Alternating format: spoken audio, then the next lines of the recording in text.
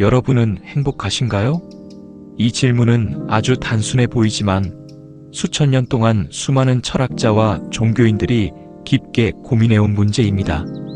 행복은 성공에서 오는 걸까요? 아니면 조용한 일상 속에 숨어 있는 걸까요? 오늘은 동서양 철학자들이 말한 행복의 정의를 살펴보고 우리 삶과 연결해 생각해 보려 합니다. 일부 아리스토텔레스의 행복론. 먼저 고대 그리스 철학자 아리스토텔레스로 가보겠습니다. 그는 행복은 인간 삶의 궁극적인 목적이다라고 말했습니다.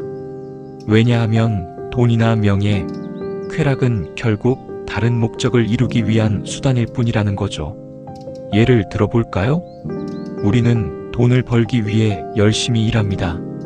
하지만 돈을 모으는 이유는 결국 잘 먹고, 잘 살고, 마음이 편안하기 위해서죠. 명예도 마찬가지입니다. 남들에게 존경받고 인정받고 싶어 하는 이유는 그 속에서 삶의 만족을 얻고 싶기 때문입니다. 아리스토텔레스는 행복을 유다이모니아라고 불렀습니다. 단순히 즐거운 감정이 아니라 자신의 덕을 실천하며 사는 충만한 삶을 의미했죠. 다시 말해, 남을 속이거나 욕심만 채우며 얻는 즐거움은 오래가지 않지만 자신이 옳다고 믿는 가치를 실천할 때 느끼는 기쁨은 오래 남는다는 것입니다. 여러분도 한번 생각해 보세요. 작은 선행을 했을 때, 누군가를 도와줬을 때 느낀 뿌듯함. 그것이 바로 아리스토텔레스가 말한 행복의 본질과 닿아 있습니다. 2부 유교의 인과 행복. 이번에는 동양으로 가보겠습니다. 유교에서는 인이라는 개념이 아주 중요합니다. 인은 단순히 착하게 산다는 뜻이 아니라 사람과 사람 사이의 관계 속에서 따뜻함과 존중을 실천하는 삶을 말합니다. 예를 들어 부모와 자식 간의 사랑, 친구와의 의리, 이웃 간의 배려 같은 것이 모두 인의 실천이죠. 공자는 인을 행하는 자는 편안하다고 했습니다.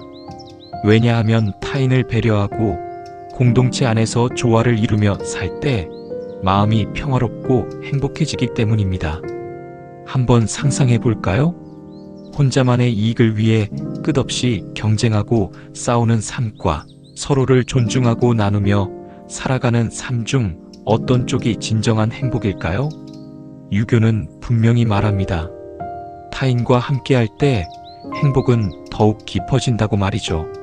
삼부 불교의 무소유. 불교에서는 행복을 조금 다르게 설명합니다.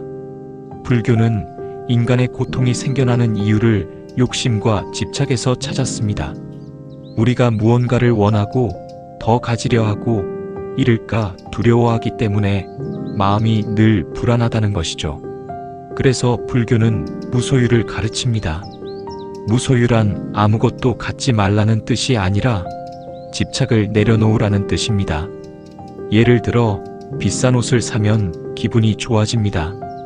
하지만 그 기쁨은 오래가지 않죠.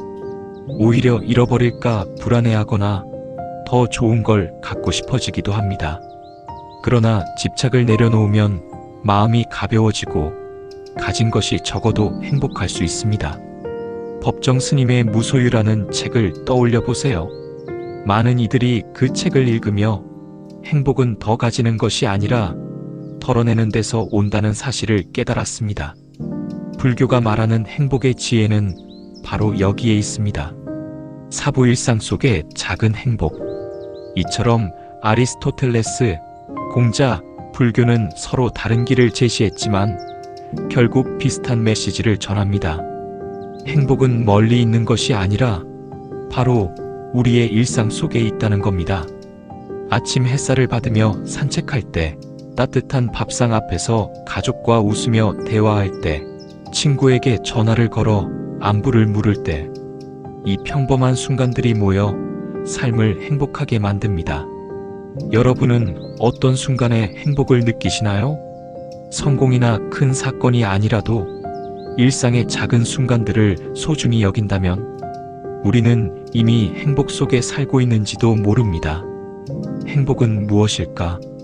아리스토텔레스는 덕 있는 삶, 유교는 타인과의 조화, 불교는 집착을 내려놓는 무소유를 말했습니다. 그리고 이 모든 지혜는 결국 이렇게 말합니다. 행복은 지금 이 순간, 바로 당신 곁에 있습니다. 오늘 이야기가 여러분의 밤을 조금 더 따뜻하게, 그리고 마음을 더 평온하게 만들어주길 바랍니다.